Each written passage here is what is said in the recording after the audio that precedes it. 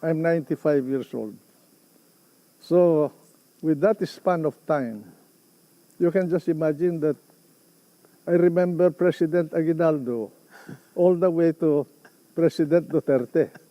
And that's my advantage over most people in this land today, because I have seen history from the time of the Americans all the way to now. History was totally distorted to favor one group.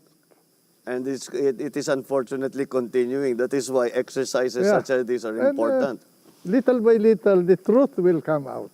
Well, I'm glad that you have asked me to join this conversation so that at least we can somehow correct the distortions of history. I am very grateful to you. And I'm willing to challenge anybody here in this country to debate with me about the events. We put this together really because of the mail that I have been receiving in my social media. And the millennials have a different approach, it seems, to the events of history, the history of your lifetime, for that matter.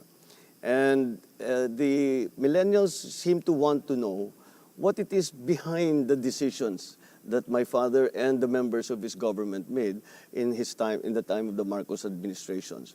And so we thought the best, most authoritative person that we could find would be you, as you were not only in the middle of the action, as it were, but you were part of the decision-making process of many of the important events that occurred.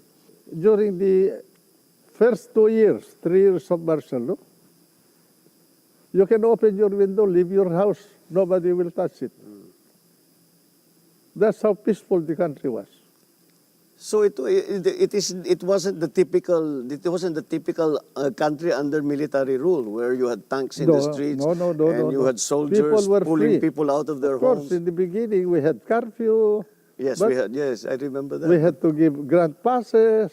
So, Tito, the account you're giving as to the approach, the build-up towards the declaration of martial law and the actual implementation of it and the enforcement of the military rule is very different from what we are hearing.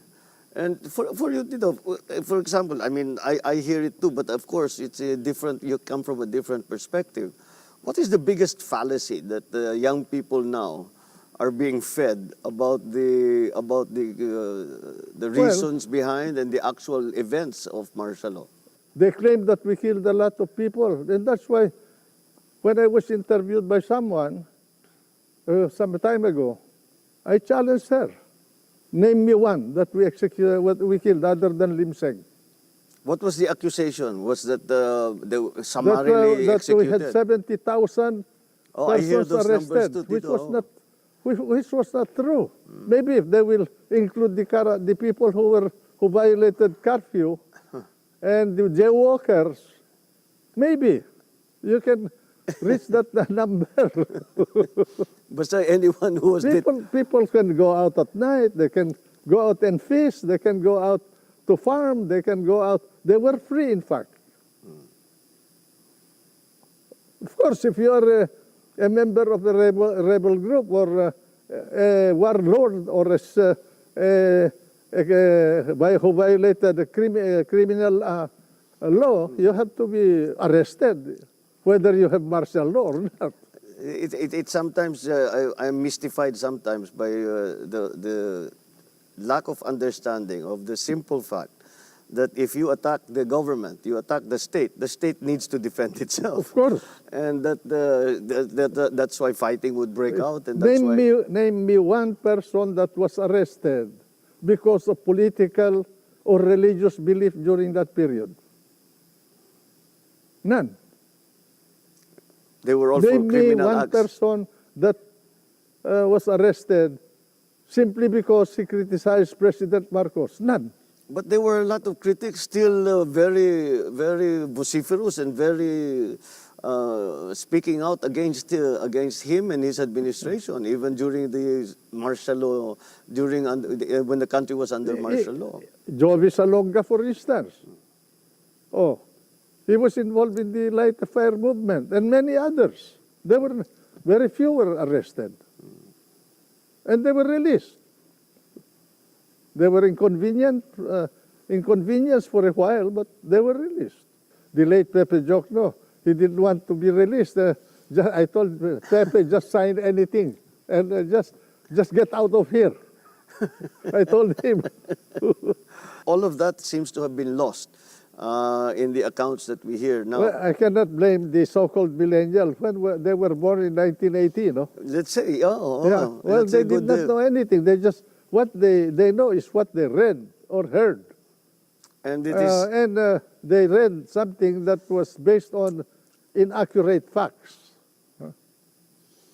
During martial law, there were no massacres like what happened in Benjola during the supposed democratic government of Cory Aquino.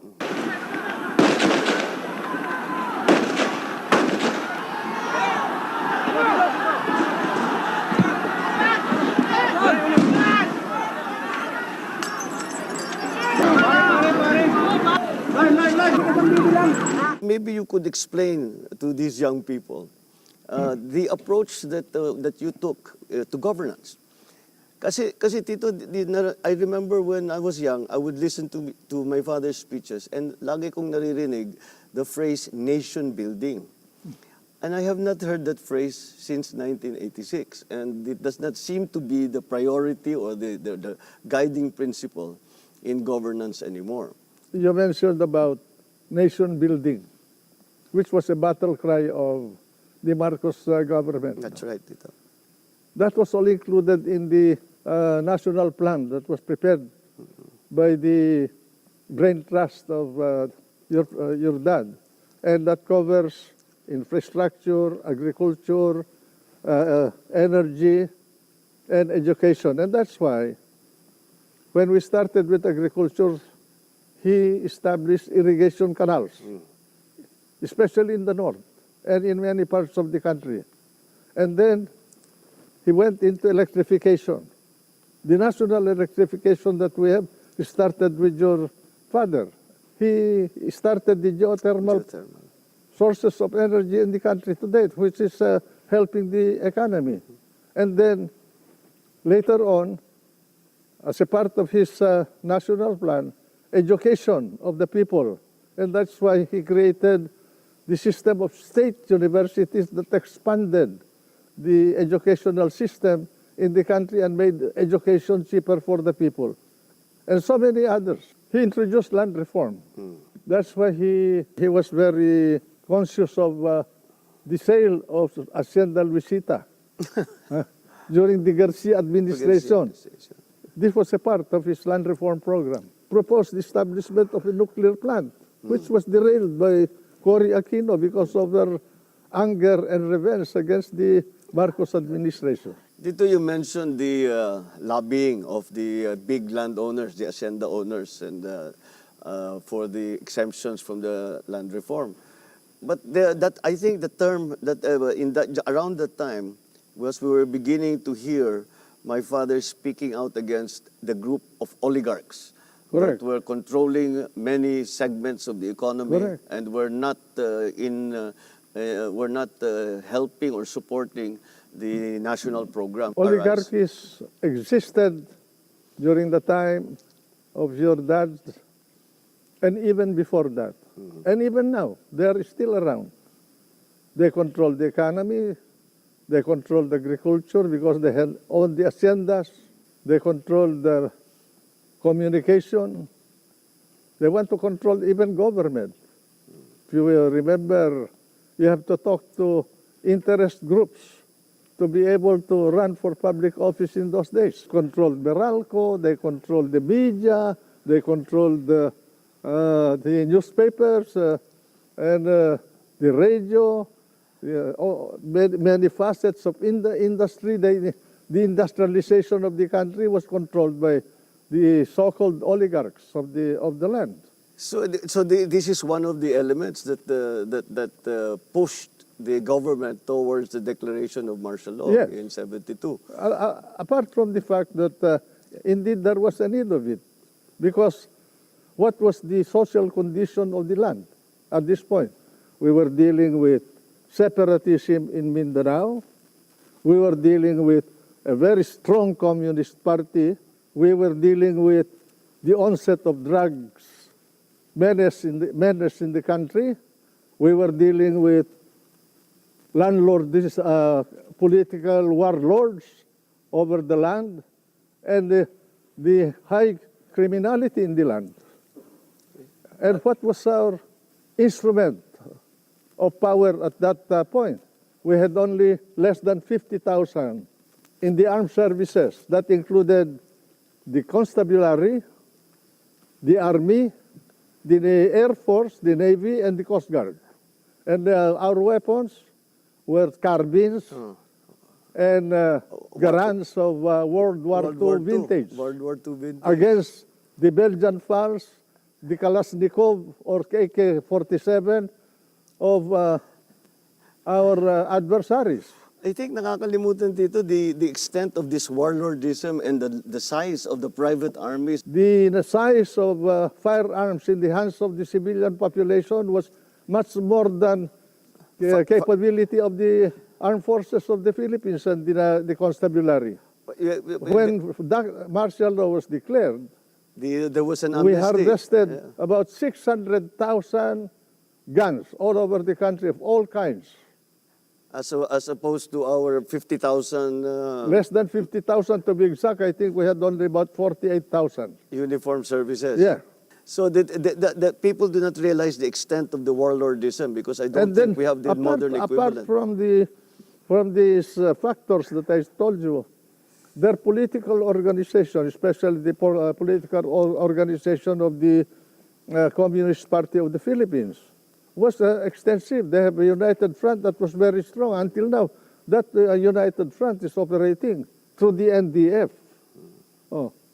They covered labor, the universities, academe, farmers, fishermen, women, teachers, all over. They infiltrated even the church. And we did not only have the armed elements of the Communist Party and the separatists, we have the Christian Liberation Army. Even the church was involved. So in that time, the government assessed that the largest security problem was the communist insurgency. Correct. And that Yes. is that the martial law was really a response to that Correct, very... correct. One of the reasons why President Marcos finally declared martial law, very few people will remember this now, was because there was already a working coalition between the Liberal Party and the New People's Army, the new Communist Party of the Philippines headed by Sison at this point. And President Marcos realized that the country was too fragile with a very limited military capability to contain the problem. But this is something new. I did not know there was a formal agreement or Yeah. between a political My God, party. Ninoy and- Aquino and I met in the house of Ramon Silay in Urdaneta Village. He was my neighbor. Paul Aquino is still alive. He was present in that meeting. He was the one who reported to me that he had a meeting with the leadership of the Communist Party and they were discussing a coalition government. But this was together with the Liberal Party at the time? He was a member of the Liberal Party. But the Liberal Party hierarchy was part of this arrangement? Or? When President Marcos finally confronted them with information, they refused to talk to President Marcos. I didn't proclaim martial law alone. It is made to appear as if I just signed the decree and said, I impose martial law on each and every one of you. No. I asked the legislature to please pass a law proclaiming martial law because there was anarchy in the country. Now, let me say this. The opposition was strong. And they were members of the Security Council, and somehow they adopted a resolution which required that there be a unanimous vote for the armed forces to be able to move. And therefore the armed forces was immobilized. At the same time, I asked the opposition party to come and join me in a coalition government. I offered one half of the cabinet. And of course they laughed at me and said, why should we join you? We're going to take over the government. By the time you are through with the exercise, you're dead. How was the evolution of the thinking within the administration to finally come to the decision that my father declare martial law in Because 72? it started when they invented the Jabida massacre. I say invented because until now I've not heard of anyone who complained about anybody being massacred in Corregidor. No one.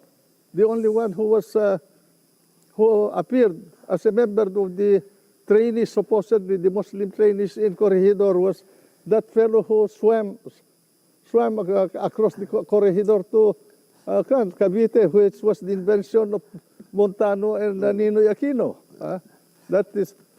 And because of that political outburst of Ninoy, we lost Sabah. And then that Jabita massacre,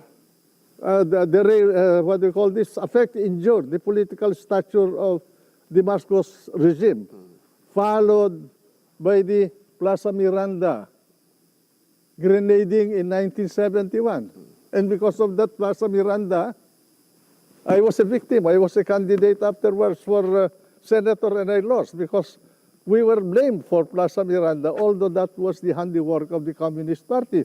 The disorder that was brought about by them, by the left especially, was too much to bear by the country at that point. As a Secretary of Defense, I had to fight both the Muslims in Mindanao and the Christians. And then at the same time, there were also Datos who rose against the government. The group of the MNLF were sponsored by Malaysia because of the limitations imposed by the government, the regime, or the political situation in the country before martial law. The hands of the president was limited, so he finally decided after he was re-elected to impose martial law. He asked me to study his powers under the Commander-in-Chief provision. I was Secretary of Justice at the time. The declaration and the implementation in the very first days. I was not here. I was abroad studying. And I remember that I just got the news from a phone call. My father had mentioned it previously, and he said that things are getting pretty bad. And he had spoken about the suspension of the writ of habeas corpus. And after that, he was talking about that he had hoped not to declare martial law.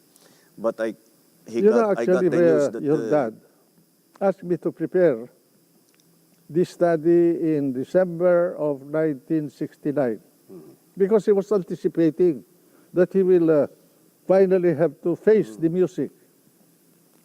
When we finished the studies about January of 1970, At this point, the President transferred me to the Department of National Defense. And then he waited from 1970, 71. He allowed the election of 1971 to go through, where the nation was experiencing violence and disorder. Because he did not want to declare it. He was hesitating to use his commander-in-chief powers. Until finally, in 1972, he decided. My countrymen, as of the 21st of this month, I signed Proclamation number 1081, placing the entire Philippines under martial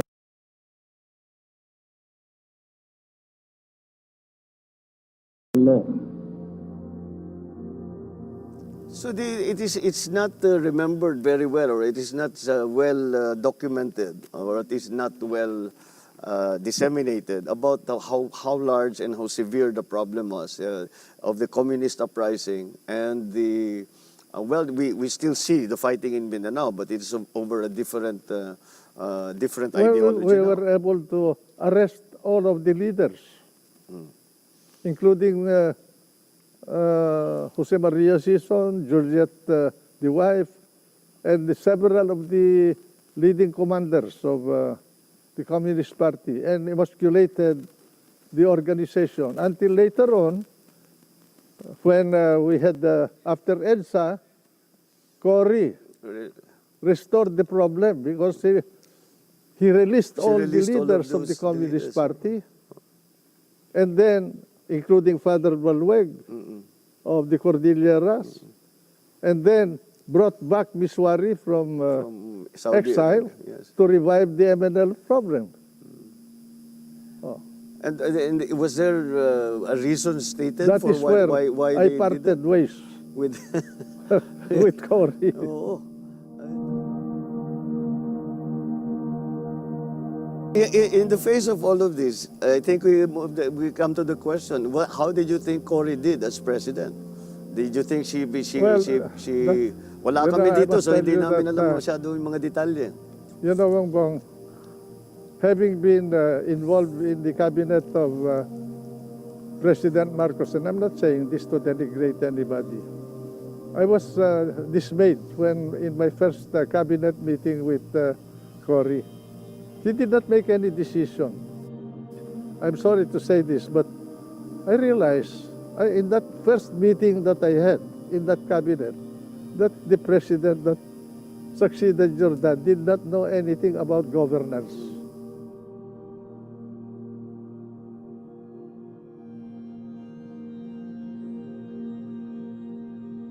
Amorphous, and they're open to propaganda.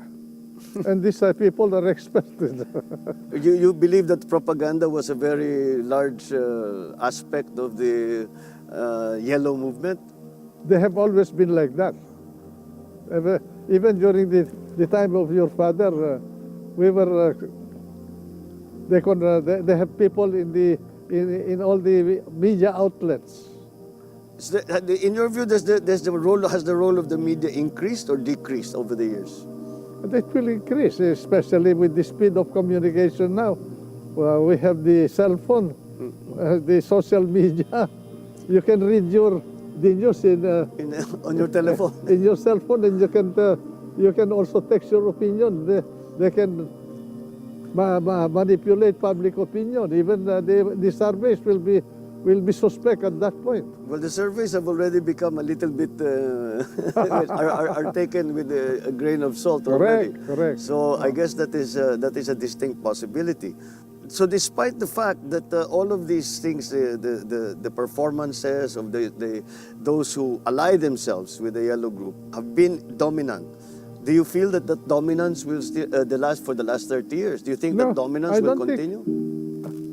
I do not know whether they're dominant. But well, not now, but they have been. You know, if they have a Smartmatic.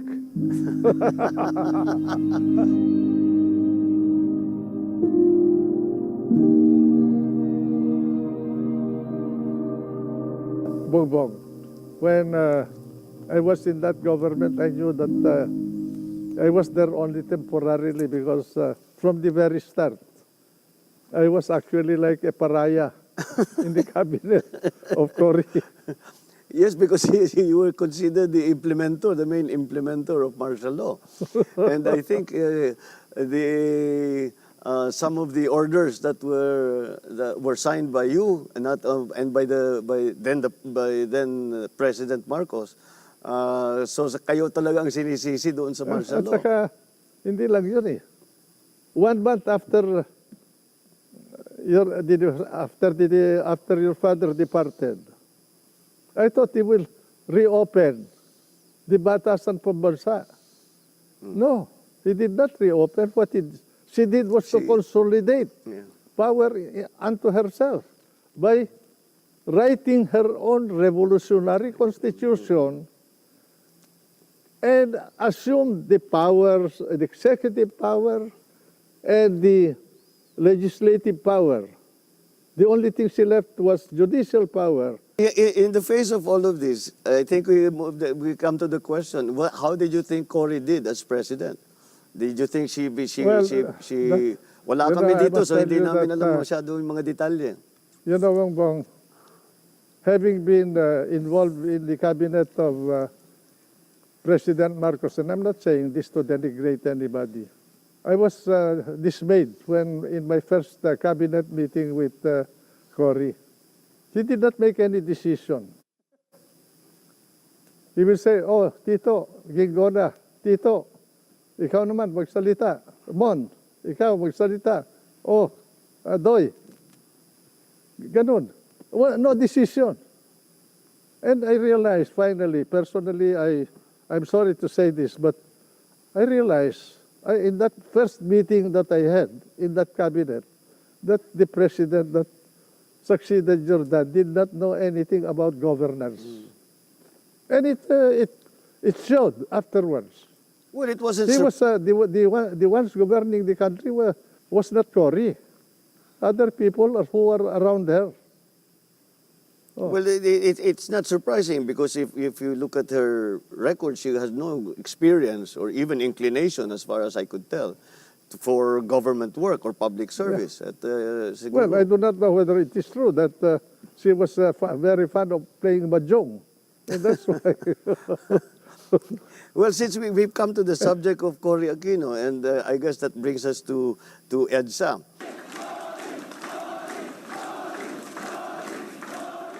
We've had more than one, we number them, EDSA 1 and EDSA 2. But this popular uprising has become already a part of the political narrative or the political methods of unseating a government or bringing a government down. In your view, is that a good development? Should it be part of the narrative? Should we choose our leaders this way? You cannot prevent people from marching in the streets to peaceably assemble for redress of grievances. That's constitutional. But in the case of the first EDSA, the question is why EDSA? Who decided that the event must be in EDSA? Cory did not decide that. None of the Liberal Party people decided that.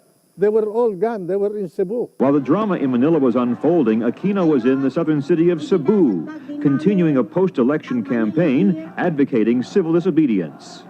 It was there because we went to Camp Aguinaldo, Yes, right. and that is where the confrontation took place.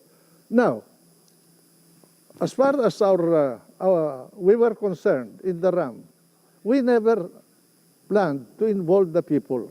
It was plainly, purely a military action, but with one condition, that we will not harm the president and his family. It just happened that it burst that day because of things that I do not want to discuss now, no? Involving a group of generals who had also a political plan. I do not know whether your father, I'm sure your father did not know, or your mother. But they had a political plan to for the country. to And, establish an alternative and government. from my point of view, I had to do something about it but at that point in our history because I was involved with the military. I was the head of the Department of Defense. I did not involve the generals of the military because they were involved. And so I had to work with young people in the military who were idealistic enough to agree to protect the interest of the country and the Filipino people without involving the people themselves. You see? But God was with us because that event turned without any bloodshed, turned out to be bloodless. No? Yes, Oh, because because your father restrained himself. I understand you gave them orders to wait. I And, told them to wait because They are massing civilians near our troops, and we cannot keep on withdrawing. They asked us to withdraw yesterday. When I talked to Mr. Enrile, he said, you talk to you, we withdraw a disperse. little. My order is to We disperse the cannot withdraw all crowd the time, Mr. President. We without must. shooting them. No, hold on. You disperse the crowd without shooting them. I remember many of his advisors at the time in the palace, while we were observing what was happening in the camps with you and General Yeah. Ramos, many were advising him to Yeah, I read the book attack. of Art Armisa, Oo. no? But, And I saw the restraint of the president as gleaned from that book. And I saw also the folly of our plan to assault the palace if we assaulted it. We could have been massacred because at that point you were prepared already. we were very well prepared. I think it's the first time we are able to talk about it. We would have been massacred there, you know. In fact, But I think there was a guiding hand that more or less controlled that event. By the way, I did not know that your dad was sick. Huh? If you remember, I went to the palace. I do not know whether you heard about this. July of 1985, I was resigning why were you resigning? because some people reported to the president that my men in the Department of Defense were scaling buildings at night. It was true that we did, but that was in connection with his instruction to me to organize an anti-terrorist group unit in the Department of Defense. So on that basis, you thought that you did not, you no No, longer. they were saying that you were planning something. Although, to be truthful, at that point we were organizing because I received an information that there was a military junta and that I was supposed to be executed by that junta if something happens to why- your president. why- I did not know that the president was sick at that time. Why were you on the kill list of that junta?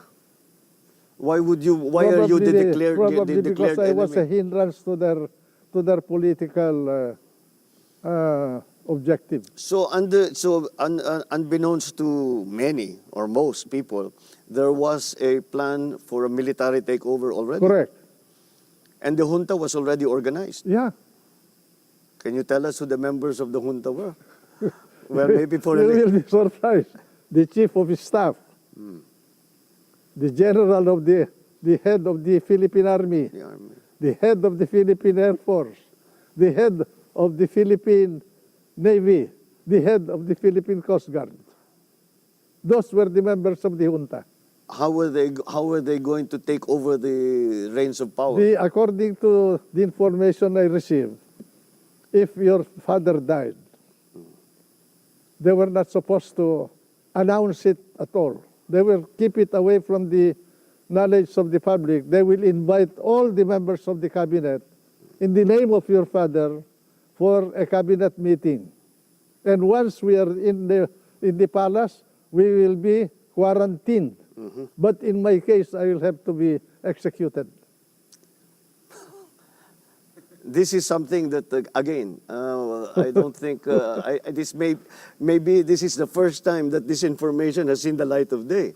Well, So the uprising of what became EDSA, was not a break with with my father. It was an opposition to this junta. Correct. But it just happened that on the day we went to Aguinaldo, we were already going to be arrested by the presidential guards Well, because they because of the information that you got, that the palace got. And naturally, we had no other way except to defend ourselves. I think it reached a fever pitch when you were barricading, because I remember those helicopters, those very famous photograph Oh. of the helicopters landing on the roof and unloading firearms and military equipment. And nagbarikada na sila, That was the magbabarricade na. helicopter of ng army. no, Yung that mga was, Huey. That was the helicopter of, assigned to the Secretary of National Defense. MND yun. I see. Yun na nga. That was the helicopter I was using. But they came and the photographs were Correct. Correct. published of them unloading firearms, Correct. unloading military Correct. equipment, communications equipment. And the assessment in the palace at the time was that this is the beginning of a coup d'etat. But we had information beforehand that there was going to be an attack on the palace. Correct. I received the information. But there was no plan to harm the president. That is what Greg Honasan also told me when we talked about this long after the actual That events. was our common agreement. And Minister Enrile commandeering the complex housing the Ministry of Defense. Well, Tito, I have been all this time since 1986. I have been wanting to ask you a question, Oh. and I have never found the opportunity to do it. And I think this is a good time. Yeah. After all that happened in EDSA, after all of this uprising, etc., nandun na kami, dinala na kami sa Guam and then eventually to Hawaii. Bakit hindi kayo ang nagpresidente? You knew the characters that Alam were mo, involved, and you were much more qualified than any of them. Your dad was giving me the government in the morning of Tuesday, February 25. I remember, Tito, I was there when he made the phone call to you. Correct. He was asking me to ask Cory to postpone her oath taking. But I told him I would try. You know, Bongbong, I did not intend to take over power in the first place. But while I was inside Camp Aguinaldo, Camp Crame, I was thinking about what will happen. And I said, if the military will take over, I will involve the country into a possible civil war. Because the election was just finished. There is a big block of votes that voted for Cory. There was a big block of votes that voted for your father. And I was not exposed to the electoral process at that point. I'm sure that if the military took over and I assume power, I will have enemies inside my military organization also. Then there is a possibility that the two forces that fought in that election will combine.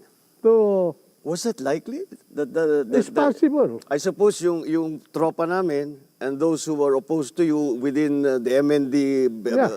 center. And then you have the bulk of the military at that point, who did not know where they will situate themselves. All of that I thought about it. By the way, Monday night, I called for Jimmy Ongping to come to Camp Crame, and I said, this event that is happening now will be a protracted event.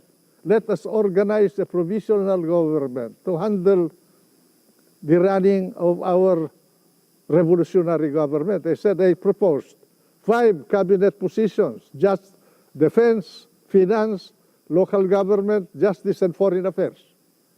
Sa inyo yung 4, kako, na posisyon. Sa amin yung defense. Because I wanted to balance their political forces against the military forces. Alam mong ginawa nila that night? That is where I started to suspect them. They filled all the positions in the cabinet. They organized their own cabinet. But you had an agreement previous to well, that. I had an agreement with Jimmy Ongping. Ay kako, hindi po na mga totoo na tao na itong kausap ko. Yes, it's always been a mystery to me because you were positioned perfectly to take over the reins of power. And we were all a little surprised watching this again from far away. And we were saying, for sure, I'm sure, si Minister... I was afraid not for myself, but for the country, that it will cause a bloodbath. I think you were similar in thinking to my father because one of the reasons, and I asked him this directly, is that why were you so hesitant to use force in 1986? Nung talagang papasukin na yung palasyo, binobomba na tayo, binabaril na tayo, ganun. Why were you not, marami naman kaming tropa, we were very well prepared. Because as I said, we received the information of an imminent attack on the palace 1 week before you and General Ramos went to Krame and made your stand in Krame. So we had the chance to prepare. So we were wondering why did we not fight back with force? And he said that would have been the beginning of a civil war, Yeah. which I think is exactly the Then, way you saw it. And that afternoon of when you left the palace, I do not know whether you were with the president. I was. When he called me, first he asked me, "Do you have any troops around the palace?" I said, "Mr. President, we do not have any troops around the palace." I said, and but there are people firing at us. Well, those are not our people. Can you send someone to help us to stop those firings? And so I said, I will send General Lee was there. Then I mentioned to him that I have just spoken to Ambassador Bosworth Bosworth at the time. at the time. And then he stopped for a while. And then he said, "Can you call him back and ask him to make available to me the services of General Allen, Teddy Allen, so that we can leave Malacanang." I called up Bosworth after our conversation. I called up Bosworth, and I told him about the request of the president. After a while, Bosworth called me up, and he said, "Can you ask General Ramos to coordinate with Teddy Allen to help in the departure of the president from Malacanang?" And that's what I did. I remember very well that it was General Allen. We remember we were waiting for the American helicopters. Yeah. Because the presidential helicopters was also in Malacanang Park. Yeah. But they had already been strafed. So may tama na, so they were, but then the proposal was that they would send helicopters from Clark. They sent 2 big helicopters from Clark. And I remember when we crossed Pasig River, the officer who met us was General Allen.